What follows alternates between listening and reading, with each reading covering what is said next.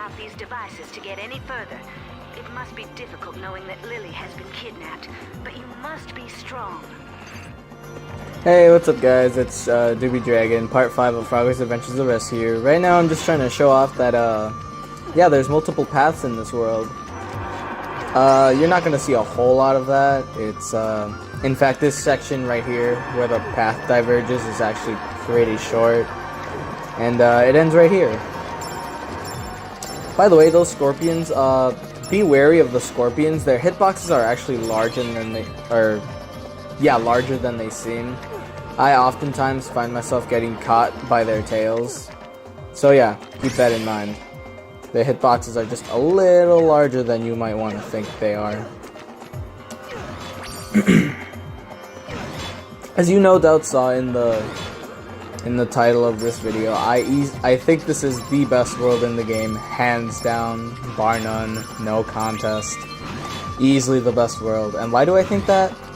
Well, aesthetically it's nice enough. I'm not a big fan of desert motifs or pyramid motifs, but the third level in particular is very, very nice to look at.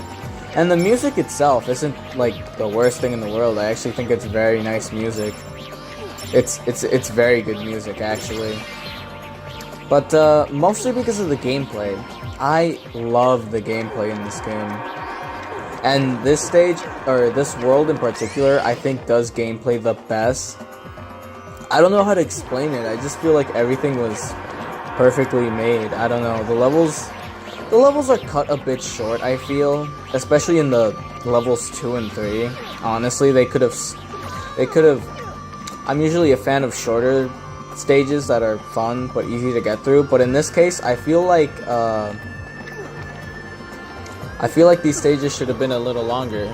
Just to give you some context, this part is about like 18-ish minutes, and to give you some more context, it's actually shorter than both. It's actually shorter than parts 2, 3, and 4, which is kind of pathetic in my opinion. I don't want to chalk it up to experience either. I don't think I would be super fast here, but slow in the other levels. Also, this section right here, don't fret too much. The timing isn't as stingy as you might want to think it is. When you play it for yourself, you'll get in the groove. You might die once or twice, I don't know, because I'm a super player and you're not, but, you know, it's not too terrible. Anyway, I'll get into those light puzzles in the second level. I'll see you in the second level.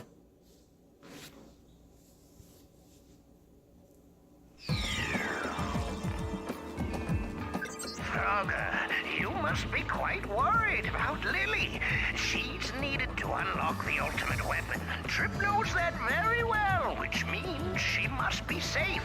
Don't you agree? But why? Why would Lily be the key for an ancient ultimate weapon? Is there any connection between Lily and that ancient civilization? I don't know. To me, Lily is just my sweet, kind, pretty girlfriend. Then why is Lily the key? I'll have to do more research on this. You hang in there, okay? I gotta imagine it was pretty awkward for Kathleen Barr, who is the voice of Frogger in most of the titles, to be told that, hey, Frogger has a girlfriend and he's on a mission to save his girlfriend and stop the ultimate weapon. So, and then they hand her the script and she's all like, what the fuck? I thought I was doing a Frogger game. What is this? I don't know. Personally, I don't care how, like, massive your stories get. Like, you could have a fucking game about, like, a fucking, I don't know, like, a mouse, and the mouse has to, like, stop Parliament from doing something. I don't know, legislating some gay acts, who cares? Anyway, as I said before, the light puzzles in this world, they're pretty cool. Some of them are super simple, but they're really just preparing you for something that's ultimately bigger. And to be honest, I'll get more into it later, but it's freaking awesome. Also, about these blue rooms, For the longest time, I have never known about these. It's only recently, and by recently I now mean like 3 or 4 years ago, that I found out these exist. Yeah, it's cool to know that as I play this game more and more, I'm still finding new things. Of course, I don't think I can find many more new things in this game, but you know what? It's always cool when you find something in a game you thought you knew front to back. As I said, there's not a lot of waiting in this world, but when it comes to sections like these, there is a little bit. Okay, so why did I jump? I jumped there because I noticed that I jumped a little earlier than usual on the second spike. So I tried to jump and see if I could speedrun that shit, right? I don't remember if I've ever seen that on a speedrun, but I've never done it before, but I tried doing it there. Unfortunately, there's this problem with this setup I'm using. Sometimes my buttons just flat out don't register. My commands just don't register sometimes, and it's kind of weird, but it's whatever, honestly. It's nothing game breaking for sure. So this section right here, we're just doing a little more jumping. I like these little platforms. I like how they push you off the grid sometimes. Also, coin bonus right there. But damn, I really do like the scenery in this. I know it's very boring, you know, you just got some sand on the floor and then you got the pyramids, but to be honest, I love that shit. That looks awesome. It really makes you feel like you're scaling a pyramid. It's pretty cool. As you can see, we got another spike section. The good thing about these spike sections is that they're very short. They're very short, but, you know, if I had the chance, I would just not put them there. Anyway, as you can see, we have another tricky light puzzle. It's not the hardest thing in the world. All of the levels end with one of these massive light puzzles, which I think is pretty cool.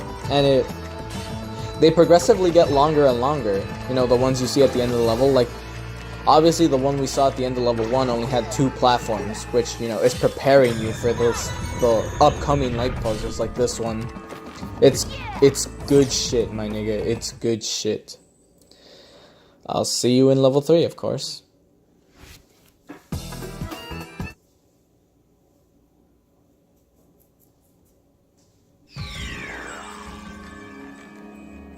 It seems that Trip has come here looking for energy to power the ultimate weapon. If only we knew what it was, we could make plans for a counterattack. Alright, so you cannot sit here and tell me that this level does not look awesome. This level is amazing. And there's an upcoming section of scenery. It looks incredible. Oh my lord. I used to struggle with this coin bonus when I was younger, but nowadays I'm a big boy, and obviously I'm more aware of how not strict the timer is, so yeah, just keep that in mind.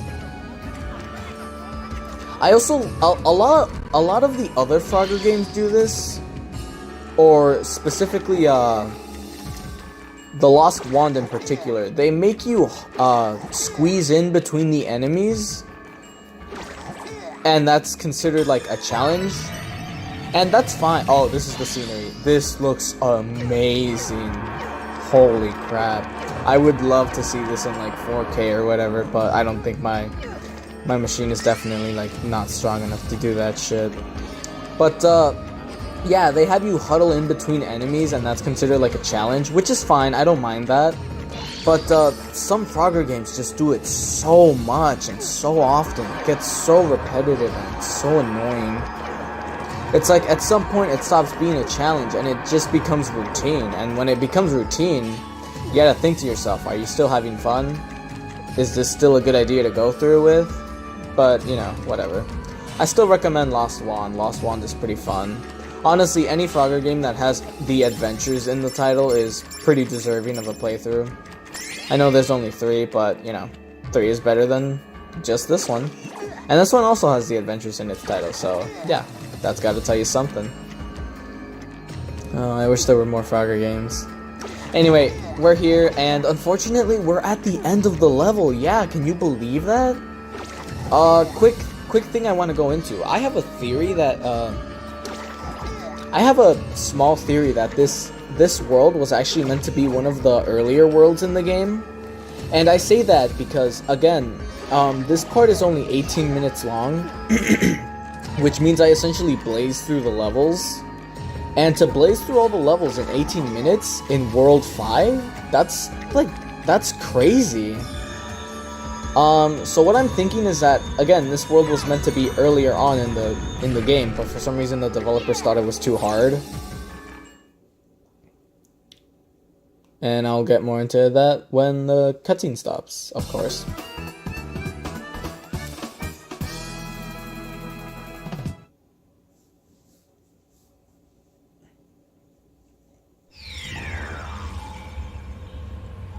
Okay, Frogger, listen up.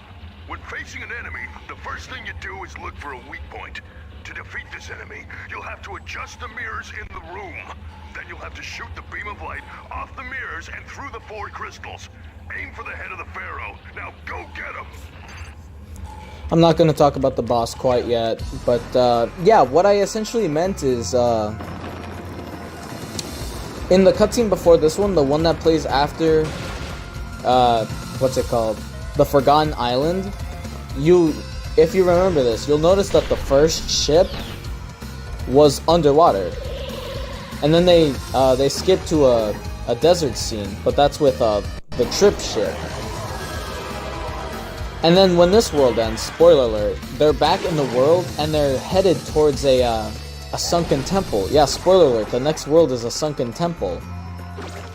So my theory is that the cutscenes kind of had to be reworked because they kind of placed the worlds out of order.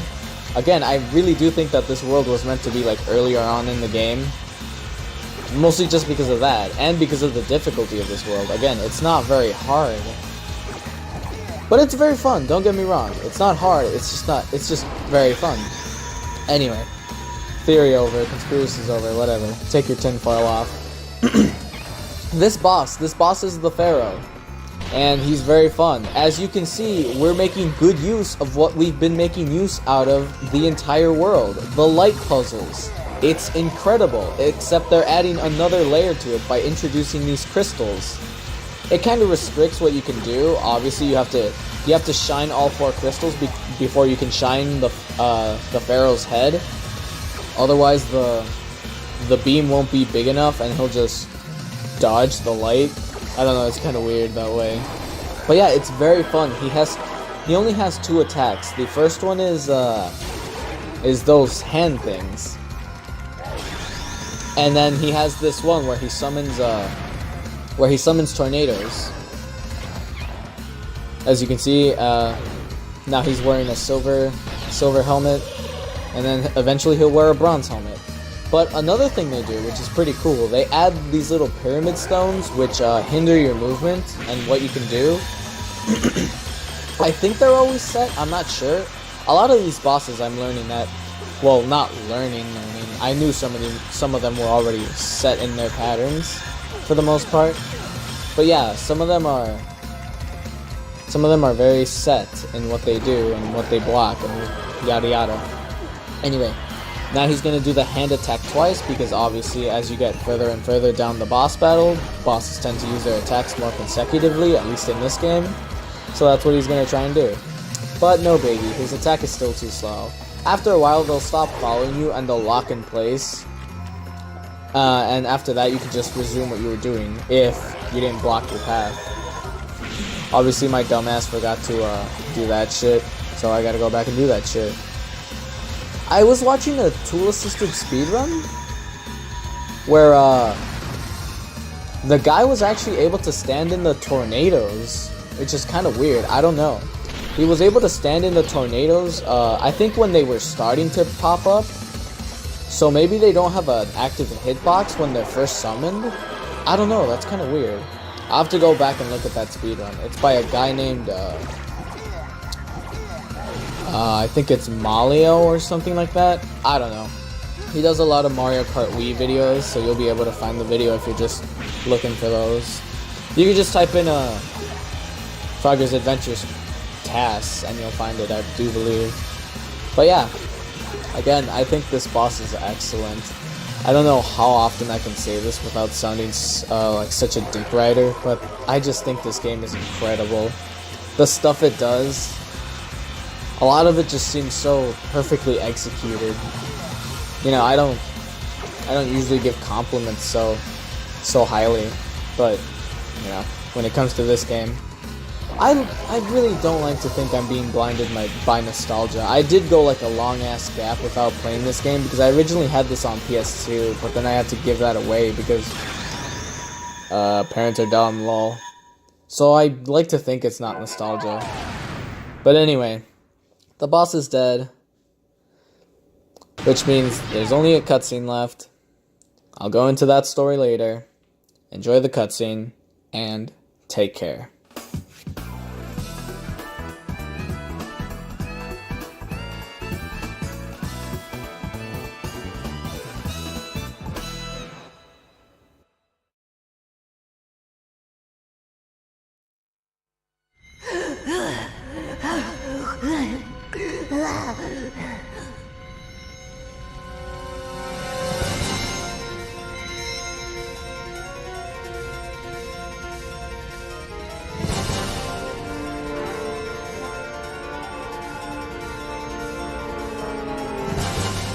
Hand over the blue stone, or your little girlfriend will be finished.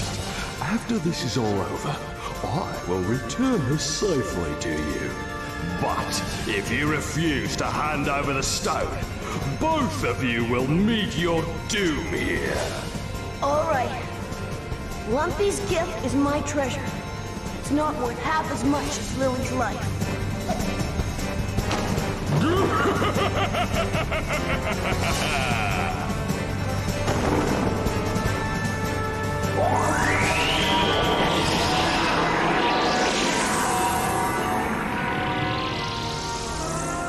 Now then, we must head to the sunken temple where the ultimate weapon is located. Engage Sonic Speed Submarine Mode!